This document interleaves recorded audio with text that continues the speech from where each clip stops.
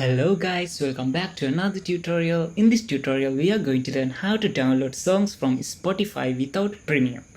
Open your Spotify app. Now you can see this Your Library option in the down right middle. So tap on it. Then you want to click this plus icon in the top right corner.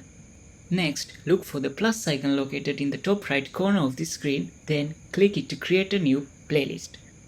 Next, you can see this add on this playlist icon. Now you want to tap on this playlist icon.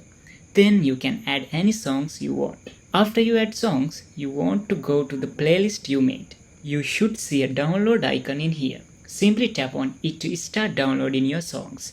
Hope this video was helpful for you guys. See you in the next video.